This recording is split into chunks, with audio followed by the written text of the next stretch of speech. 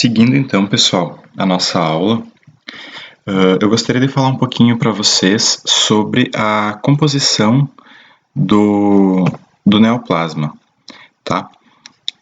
Então, o neoplasma, ele é composto basicamente por duas estruturas, né? Dois tipos de tecido. O primeiro que é o parênquima, que é composto pelas células neoplásicas proliferativas propriamente dito. Que se a gente for dar uma olhada nessa lâmina, isso aqui, se eu só mostrar essa lâmina para vocês, vocês vão me dizer, professor, isso é um tecido adiposo. Mas eu vou dizer para vocês que isso é um lipoma, né? Se vocês lembrarem, o lipoma é uma neoplasia benigna de tecido adiposo. Então, o parênquima são essas células aqui com vacúolos de gordura, né? São células proliferativas neoplásicas, tá? E o estroma? O estroma ele é composto por tecido conjuntivo e também por vasos, tá? Então, se a gente olhar aqui, ó, onde não tem células, aqui tem um pouquinho de tecido conjuntivo, aqui tem tecido conjuntivo, tudo isso. E aqui em vermelho nós temos vasos. Um vaso cortado na longitudinal aqui, um microvasinho aqui, outro capilar aqui, outro vaso aqui, aqui tem outros vasos, tá? Então, essa é a composição do neoplasma. Parênquima, composto por células neoplásicas, e o estroma, que é composto pelo tecido conjuntivo e pelos vasos, tá? Independente se o neoplasma for maligno ou for benigno, ele poderá ter essa composição. Uma coisa importante ressaltar, embora o neoplasma ele seja vascularizado, muitas vezes altamente vascularizado, ele não é inervado, tá? Então, dentro de uma neoplasia não existe nervos, não se criam nervos que inervam aquele tecido. Muitas vezes, um paciente com neoplasia, ele sente dor, mas não é por causa que aquela neoplasia tem nervos, e sim porque aquela massa está crescendo e, dependendo do local onde ela cresce, ela pode comprimir os tecidos adjacentes. E nesses tecidos adjacentes podem passar nervos, tá? E isso pode sim causar dor, mas o neoplasma não é uma estrutura inervada. Ele é vascularizado, mas não inervado. Tá? Então, isso seria uma constituição básica do neoplasma. Aqui eu coloquei, então, uma figura para nós irmos nos familiarizando já com as neoplasias benignas e malignas que a gente vai discutir agora na sequência, as características de cada uma. Então, eu coloquei uma neoplasia de músculo liso no útero, tá? O nosso útero humano, ele tem musculatura lisa. Então, aqui, ó, um neoplasma benigno, leiomioma, vejam a característica dele, já vão se familiarizando, mais arredondado, bem delimitado, crescimento lento, não é invasivo, ou seja, ele não se infiltra nos tecidos. Neoplasias benignas não são metastáticas, apresentam tecidos bem diferenciados, né? Se vocês olharem esse desenho aqui, ó, a gente vê que são células musculares lisas, né? Formato difuso. Aqui já é um leiomiosarcoma, uma neoplasia maligna, já é maior, já é mal delimitado, crescimento é rápido, tem uma área hemorrágica aqui no meio, tá? Ele é invasivo, ele gera metástase. E ele é pouco diferenciado, né? Se vocês olharem, olha só, as células, elas deveriam ser fusiformes, mais alongadas, com o núcleo mais no meio. E aqui não, aqui nós temos células menores, células maiores, umas com núcleo fazendo mitose, outras com núcleo mais arredondado. Então, tudo isso são características de neoplasias malignas que a gente vai discutir agora em mais detalhes, mas esse desenho é um desenho bem didático e resume bem um comparativo entre benignas e malignas. Então vamos falar um pouquinho sobre as neoplasias do tipo benignas. Tá? Então assim, ó, Uma neoplasia benigna, muitas vezes ele não representa um grande problema para o seu portador, tá? Porque ele é um termo vulgar, digamos assim. É um carocinho que está crescendo em algum lugar, tá? Mas ele cresce de maneira lenta, ele não incomoda, enfim.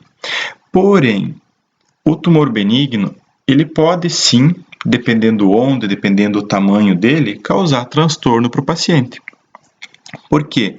Se for um tumor que está crescendo no intestino, por exemplo, que está crescendo no esôfago, que está crescendo em qualquer órgão oco, com o tempo ele pode obstruir essas estruturas ocas. E daí, dependendo do local, isso vai prejudicar a função desse órgão.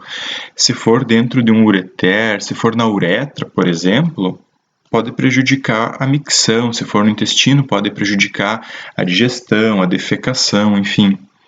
Ele pode comprimir órgãos, tá? Não só órgãos, mas tecidos. Pense, um paciente com um tumor, mesmo que seja benigno, dentro do cérebro. Ele vai crescer e ele vai comprimir aqueles neurônios. Se for um tumor na cavidade abdominal, dependendo do tamanho, ele pode comprimir os intestinos, pode comprimir o estômago, tá? Então, sim, ele pode causar danos dependendo do tamanho.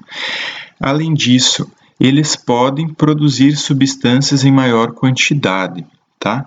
Então eu coloquei aqui exemplos, até botei uma frase, podem ser mortais, porque normalmente a gente pensa, a neoplasia benigna, ela não tem tanto problema, mas ela pode ser mortal sim. Por exemplo, existe um tipo de neoplasia benigna que são os insulinomas, que são o quê? Neoplasmas do pâncreas. E o que eles fazem? Eles produzem uma massiva secreção de insulina. Eles produzem muita insulina. Então, o paciente com um insulinoma, ele pode entrar em hipoglicemia facilmente. Tá? E se isso não for controlado, se não for feita uma cirurgia para remover esse tumor, esse paciente pode vir a óbito. Né?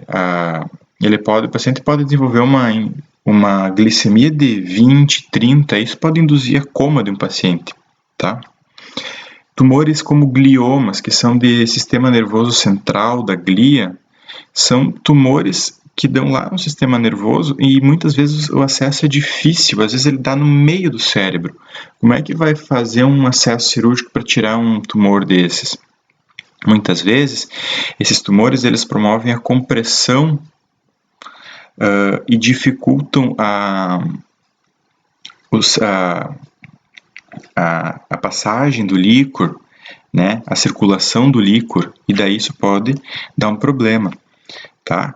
Então, mesmo sendo benignos, dependendo do local, dependendo do tamanho e dependendo a constituição, eles podem sim ser muito maléficos e inclusive levar o paciente a óbito, tá? Algumas características do histopatológico, né, das células neoplásicas benignas. Então, primeiro, eles têm baixa anaplasia. Se vocês lembrarem, um tecido anaplásico é aquele que perdeu a diferenciação. Tecido anaplásico é aquele que as células são completamente aleatórias, aberrantes. Neoplasias benignas, elas têm baixa anaplasia. Então, as células neoplásicas, elas têm muita semelhança com o tecido de origem. Eu coloquei de novo aqui essa foto só para vocês lembrarem do lipoma, tá? Isso aqui, um patologista, se ele vai analisar, ele vai ter lá no laudo escrito nódulo subcutâneo sugestivo de lipoma, por exemplo. Ele vai olhar a lâmina e vai dizer, não, sim, isso é um lipoma. Porque isso aqui perfeitamente poderia ser um tecido adiposo normal. Porque as células são bem diferenciadas, ou seja, elas lembram o tecido de origem. Além disso, a neoplasia benigna, ela possui um baixo índice mitótico, peço perdão ao erro de ortografia aqui, tá? Mitótico, ou seja, as células se dividem devagarinho. Então, o neoplasma benigno, ele cresce muito lentamente, às vezes ele leva anos para crescer, tá? Aqui nessa foto eu botei um exemplo, uma fotografia de um lipoma, tá? Que é um nódulo do tecido cutâneo. Então, às vezes, faça uma biópsia disso aqui e manda para o histopatológico. Outra característica da neoplasia benigna, o crescimento expansivo. Isso é muito importante que vocês saibam. Ele cresce expansivo, tá? Às vezes, quando falam assim, fulano tirou um tumor, fez uma cirurgia, mas o cirurgião, ele olhou e disse que pela característica do tumor parece ser benigno, que é isso aqui, ó. Se vocês olharem, nós temos aqui um útero, tá? Isso aqui é a luz uterina. E aqui dentro, ó, vocês conseguem ver bem delimitado que está se expandindo um mioma, bem grandão já, né? Mas dá para ver que ele é bem delimitado e ele é expansivo, mas ele não se infiltrou dentro do tecido, tá? Ele cresce e ele empurra o tecido, mas ele não se infiltra.